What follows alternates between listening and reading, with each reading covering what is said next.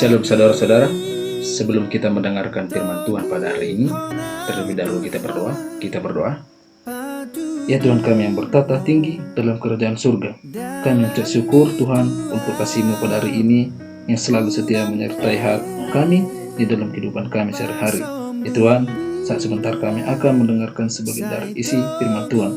Biarlah firman hidup di tengah kehidupan kami untuk pedoman bagi hidup kami. Ya Tuhan Yesus, berfirmanlah Engkau karena kami siap menerimanya. Dalam nama Tuhan Yesus Kristus, kami berdoa dan mengucap syukur. Amin. Firman Tuhan pada hari ini yaitu terambil dari Markus 6 ayat 14 sampai 29. Saudara-saudara yang terkasih dalam Tuhan Yesus Kristus, tema kita hari ini adalah berani menyuarakan kebenaran.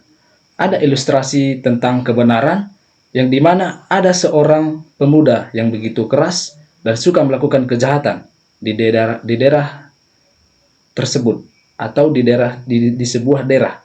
Tetapi pada suatu hari di mana ada seorang pemuda pendiam, pemuda ini adalah orang yang berani untuk mengungkapkan kebenaran dan berani untuk menyuarakan kebenaran. Saudara-saudara yang terkasih dalam nama Tuhan Yesus Kristus, hari ini kita mengambil pelajaran dari kitab Markus pasal 6 ayat 14 sampai 29, kisah tentang Yohanes Pembaptis yang berani menyuarakan kebenaran meskipun akhirnya harus membayar dengan nyawanya. Yohanes Pembaptis adalah sosok yang teguh dalam kebenaran. Tanpa kompromi, dia tidak takut mengingatkan Raja Herodes tentang kesalahannya, terutama dalam hubungannya dengan Herodias, istri saudaranya sendiri. Yohanes tidak takut menghadapi konsekuensi dari menyuarakan kebenaran. Kita juga seringkali dihadapkan pada situasi di mana kita harus memilih antara kebenaran dan kenyamanan.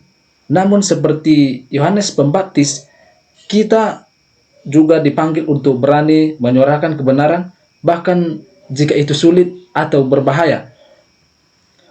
Saudara-saudara yang terkasih dalam nama Tuhan Yesus Kristus, dari ilustrasi di atas, kita dapat melihat bagaimana Yohanes begitu tegas berani untuk menyuarakan kebenaran, tidak hanya tentang mengatakan apa yang benar, tetapi juga tentang melakukan apa yang benar.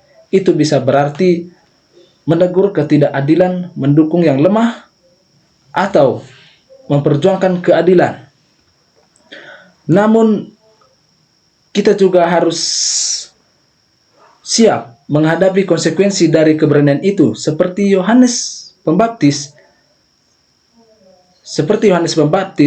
Mungkin akan dihadapkan pada penindasan, penolakan, atau bahkan kehilangan.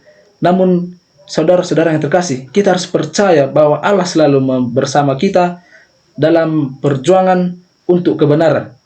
Sebagai umat yang dipanggil untuk menyuarakan kebenaran, saudara-saudara, mari kita belajar dari keteguhan dan keberanian Yohanes Pembaptis. Mari kita tidak takut untuk berdiri teguh dalam kebenaran, meskipun itu berarti harus menghadapi kesulitan, karena pada akhirnya Allah yang akan membenarkan kemuliaan kita. Saudara-saudara, nasib Yohanes membuat sejajar dengan para nabi yang dibunuh pada kala itu oleh bangsa mereka sendiri. Saudara-saudara, memberitakan kebenaran Allah di tengah dunia yang berkuasa dengan nilai kebenaran dari kekuasaan yang terbalik dan salah kaprah. Itulah keadaan yang dihadapi gereja di Indonesia pada konteks saat ini, dan menjadi panggilan kita jika kita masih ingin menjadi murid-murid dan utusannya yang setia. Risiko yang dihadapi nyata, mungkin bukan kehilangan kepala, tetapi mungkin kesempatan promosi dalam bekerja, status sosial di masyarakat, rasa aman, dan masih banyak hal. Saudara-saudara, coba renungkan, barang siapa kehilangan nyawanya karena aku dan karena Injil. Ia akan menyelamatkan. Yang artinya di situ kita tidak perlu takut kehilangan nyawa untuk kebenaran dan menyuarakan kebenaran Tuhan Allah, yaitu firman Tuhan Yesus Kristus. Lalu, saudara-saudara, apa apa kaitan kisah ini dengan kehidupan kita, dengan kita yang hidup di zaman ini?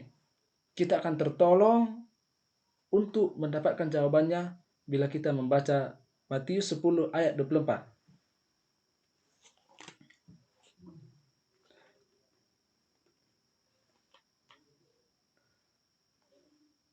Seorang murid tidak lebih daripada gurunya, atau seorang hamba daripada tuannya.